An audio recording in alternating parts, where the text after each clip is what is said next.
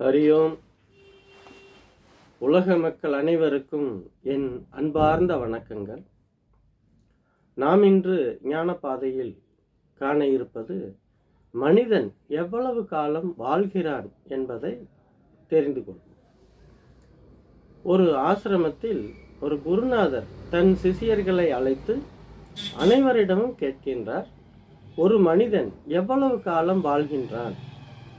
ஏதாவது சிந்தித்திருக்கிறீர்களா? அதை கூறுங்களேன் பார்க்கலாம் என்கின்றார். அப்பொழுது அங்கே இருந்த சிஷியர்களில் ஒருவன் எழுந்து, ஒரு மனிதன் 120 ஆண்டு காலம் நிச்சயமாக வாழ்வான் என்றான். இன்னொருவன் எழுந்து 100 ஆண்டு காலம் வாழ்வான் என்பான்.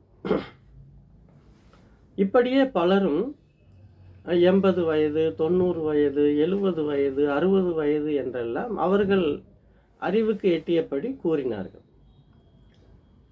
இதில் எந்த பதிலுமே குருநாதருக்கு சரி என்று படவில்லை.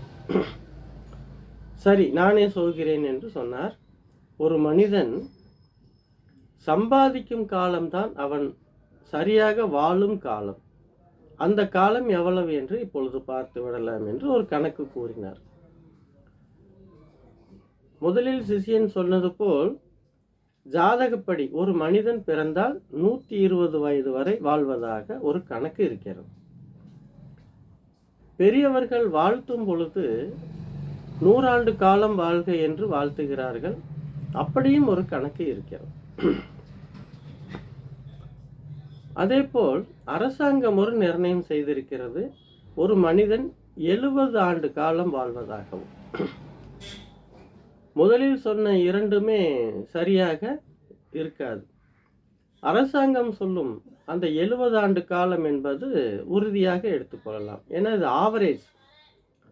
100 வயதிலும் இறக்கிறார்கள், 80 வயதிலும் இறக்கிறார்கள், 10 வயதிலும் செத்து போகிறார்கள்.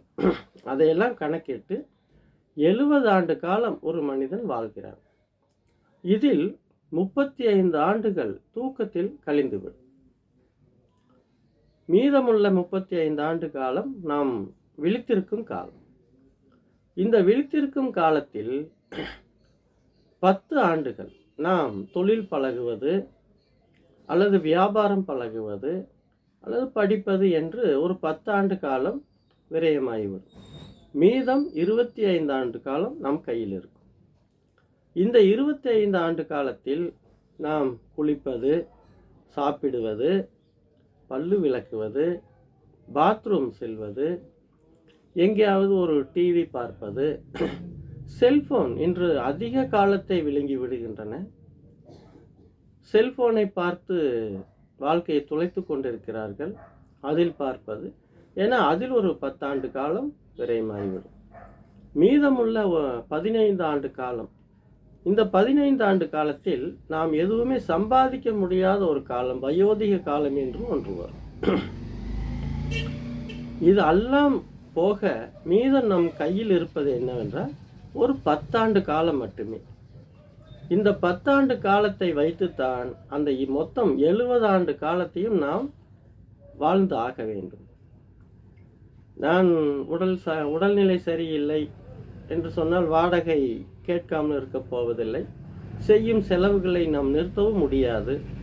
ஒரு சீர் வருகிறது, அந்த சீர்திருத்தத்தை நாம் செய்தாக வேண்டும்.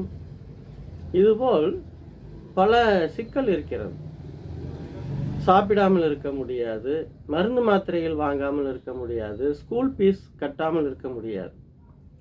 இந்த 10 ஆண்டு காலம் நாம் உழைத்து சேர்க்கும் அந்த பணத்தை வைத்துத்தான் மொத்தம் 70 ஆண்டு காலத்தையும் நாம் வாழ்ந்தாக வேண்டும்.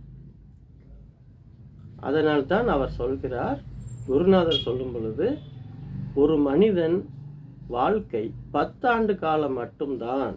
அந்த 10 ஆண்டு காலமும் சரியாக உழைத்தால் மட்டுமே 70 ஆண்டு காலமும் அவன் சரியாக வாழ முடியும் என்று உறுதியிட்டு கூறினார். ஆக மொத்தம் நாம் தெரிந்து கொள்ள வேண்டியது, நாம் உழைப்பில் சோம்பேறித்தனத்தை ஊட்டிவிடக்கூடாது.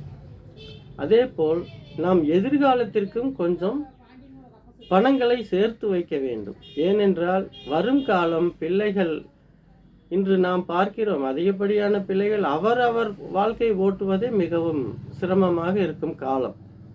அதனால் புரிந்து கொள்ளுங்கள் வாழ்க்கையை, நீங்களும் வாழுங்கள். எதிர்காலத்தில் வாழ்வதற்காகவும் கொஞ்சம் பணத்தை சேர்த்து வைத்துக் கொள்ளுங்கள். அப்படி சேர்த்து வைத்தால் அனாதை ஆசிரமத்திற்கு உங்கள் பிள்ளைகள் உங்களை தள்ளி கொண்டு விடாமல் உங்களுடைய வீட்டில் நீங்கள் வாழ முடியும். ஆனால் இதை நினைவில் கொள்ளுங்கள். இந்த காணொளி பிடித்திருந்தால் உங்களுக்கு மற்றவர்களுக்கும் பகிருங்கள். Art of feel Sai yoga என்றும் யூடியூப்பிலும் இருக்கிறது, கண்டு மகிழுங்கள். நன்றி. மீண்டும் நாளை சந்திப்போம்.